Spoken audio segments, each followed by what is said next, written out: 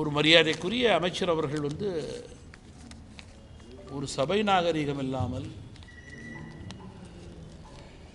TASMAC kick மேலே ஏறுது கீழே ஏறுது, குடிக்கிறவங்கள குறைக்க முடியாது, அதிகமாக குடிக்கிறாங்க அப்படின்னு ஒரு அமைச்சர் பேசுகிறது, படிப்படியாக கூட கடைகளை குறைப்பதற்கான சூழல் தற்போது இல்லை என்று கூறுவதெல்லாம் உண்மையிலேயே வெந்த புண்ணிலே வேலை பாய்ச்சியது போல இருக்கிறது.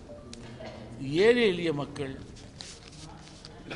எஸ்சி எஸ்டி பிரிவை சேர்ந்தவர்களெல்லாம் தங்களுடைய சம்பாத்தியத்தை இதில் ஏமாந்து போய் பிள்ளை குட்டிகளை விட்டுவிட்டு அனாதையாக்கி இறந்து போவது என்பது இதைவிட ஒரு வெட்கக்கேடு தமிழகத்திற்கு இனி தேவையில்லை என்று நான் குறிப்பிட விரும்புகிறேன். அதை பற்றி கொஞ்சம் கூட அசரவில்லை, கவலைப்படவில்லை. ஏதோ அபராதம் கட்டணும், ஜெயிலில் போடணும், தூக்கு போடணும், அதெல்லாம் ரைட், அதெல்லாம் எப்பயோ பண்ணியிருக்க வேண்டியது. 60 உயிர்களுக்கு அப்புறமாவது அரசுக்கு ஞாபகம் வந்திருக்கு. அந்த கண்டிப்பு பேச்சு வடிவில் இருக்கக்கூடாது, எழுத்து வடிவில் இருக்கக்கூடாது, செயல் வடிவில் இருக்கணுங்கிறது ஒன்று. ரெண்டாவது, ஏன் நடந்தது, எப்படி நடந்தது, யாரால் நடந்தது, இதனுடைய பின்னணி யார் என்பது இன்று வரையிலே கேள்விக்குறி.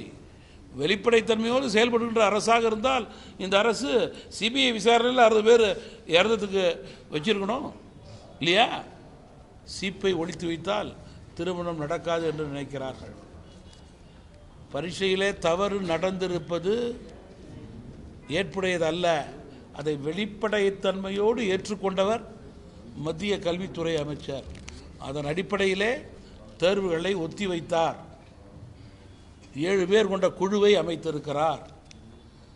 அந்த குழுவிடம் இன்னும் 4 நாட்களுக்கு மாணவர்களும் பெற்றோர்களும் கல்வியாளர்களும் தங்கள் ஆலோசனைகளை கூறலாம் என்று கூறியிருக்கிறார்.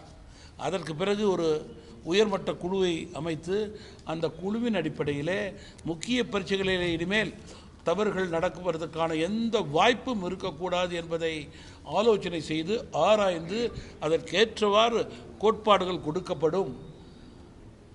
இந்தியாவிலே உள்ள மாணவர்கள் கல்வியிலே இன்றைக்கு வெளிநாட்டில் உள்ள மாணவர்களுக்கு சவால் விடும் வகையிலே செயல்பட்டு கொண்டிருக்கிறார்கள்.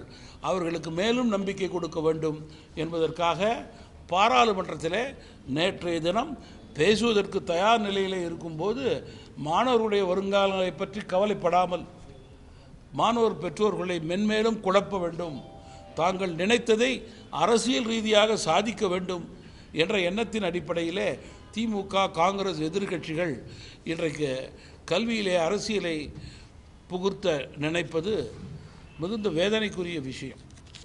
நீங்கள் ஏற்கனவே தமிழகத்தில் கொலை, கொள்ளை, திருட்டு, டாஸ்மாகினால் உயர்ந்து கொண்டே போகிறது, அதிகரித்து கொண்டே போகிறது. டாஸ்மாக் கடைகளை குறைக்கக்கூடிய மனநிலையிலே அரசு இல்லை. காரணம், டாஸ்மாகுடைய வருமானத்திலே மட்டும்தான் கடையை, அந்த வருமானத்தில் தான் அரசே நடந்து கொண்டிருக்கிறது. இல்லை என்றால் இந்த அரசு முடங்கி போயிருக்கும். இது ஒரு புறம் இருக்க, இந்த போதைப் பொருள் நடமாட்டம் மேலும் சட்டம் ஒழுங்கை தமிழகத்தில் சீர்குலைய வைக்கிறது என்பதுதான் இன்றைய செய்தியாகவே இருக்கிறது. அதற்கு முடிவு கட்ட முடியாத அரசு எப்படி கள்ளச்சாராயத்துக்கு முடிவு கட்டும் என்ற சந்தேகம் சாதாரண மக்களிடம் எழுந்திருக்கிறது என்பதை நான் குறிப்பிட விரும்புகிறேன். நீங்கள் ஏதாவது கேள்வி கேட்டால் நான் சொல்கிறேன் சார். இப்போ இந்த கள்ளக்குறிச்சி சம்பவத்தில் சிபிஐ என்கொயரி எல்லாரும் கேட்டிருக்காங்க, உங்களோட ஸ்டாண்ட்? அதான் இப்போ சொன்னேன், மக்களுக்கு எது நம்பிக்கை தருமோ நம்பிக்கைக்கு ஏற்றவாறு வெளிப்படைத்தன்மையோடு திமுக அரசு செயல்பட வேண்டும்.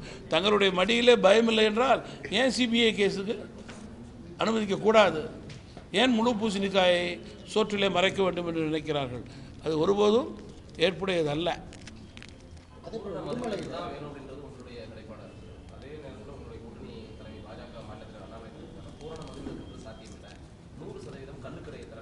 இல்லை, பூரண மதுவிலக்குக்கு உண்டான ஆலோசனைகள் அரசு செய்ய வேண்டும்.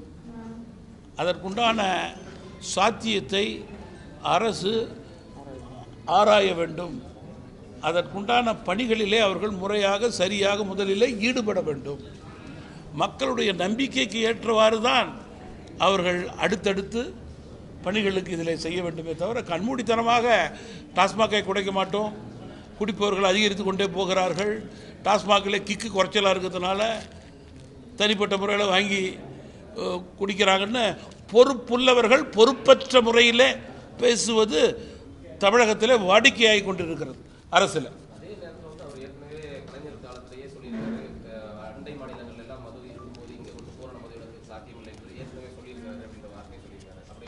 அதை பொன் எழுத்துக்களால் பொறிக்க வேண்டியது தான். அதை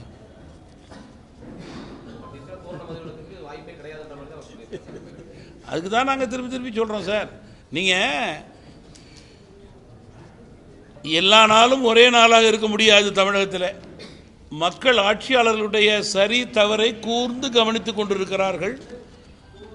தேர்தலிலே மக்கள் மீது அழுத்தம் கொடுத்து ஆட்பலம், பணபலம், அதிகார பலம் என்று வென்று விடலாம் என்பது வெகு நாளுக்கு எடுபடாது. இப்போ விவசாயிகள் கள்ளுக்கடையை ஓப்பன் பண்ணுங்கன்னு சொல்லி கோரிக்கை வச்சிருக்கிறாங்க. அரசு அதை பற்றி நான் என்ன சொல்கிறேன்னா, இந்த கள்ளுக்கடை திறப்பதற்கு தமிழ் மாநில காங்கிரஸ் கட்சி எதிரிகள் அல்ல. ஒரு சப்ஜெக்ட் போகும்போது இன்னொரு சப்ஜெக்டை க்ளோஸ் பண்ணணும், இல்லை அதுக்குண்டான கோட்பாடுகளை முறையாக சரியாக கொடுக்க வேண்டும். அதுக்கு அடுத்த ரெண்டாவது சப்ஜெக்டுக்கு போகும்போது அதில் பாலிசியில் ஒரு தெளிவு இருக்கணும். இதெல்லாம் செய்யாமல் வாய் வார்த்தைகளில் அரசு வார்த்தைகள் ஜாலம் செய்து கொண்டிருந்து மக்களை ஏமாற்றி கொண்டு டாஸ்மாகை திறந்தே வச்சுருப்போம், மூணுனதுக்கப்புறம் கூட விடிய காலில் திறக்கிற கடைகள்லாம் இருக்குது. இன்னொரு பக்கம் கள்ளச்சாராயம், விஷச்சாராயம் நடந்துக்கிட்டே இருக்குது. இதுக்கு நடுவில் கல்லுக்கடையை இதை வச்சு திறந்து பார்த்துடலாம், அதுலேயும் லாபம் இருக்குன்னு நினச்சிச்சுன்னா மக்கள் ஏமாறக்கூடாது, ஏமாளிகள் அல்ல.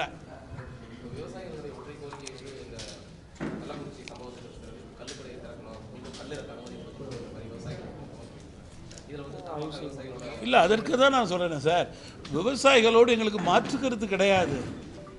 அரசு ஒரு முடிவை எடுக்கும்போது அதற்கு முன்னேற்பாடுகள் செய்யக்கூடிய பணியை அவர்கள் சரியே முறையே செய்ய வேண்டும். முதல்ல ஏன் டாஸ்மாகை குறைக்க மாட்டேங்கிறீங்க? அதுக்கு ஒரு ஃபினிஷிங் பாயிண்ட், ஒரு டேட் ஏன் கொடுக்க மாட்டேங்கிறீங்க? 3 வருஷம் இருக்க உங்கள் அரசு, 3 வருஷங்களும் நிறைய டைம் இருக்கு இல்லையா? அதே போல் நேற்று நான் ஒரு அறிக்கை ஒன்று கொடுத்துருக்கேன். ரேஷன் கடைகளில் பாமாயில் கொடுத்து கொண்டிருக்கிறார்கள்.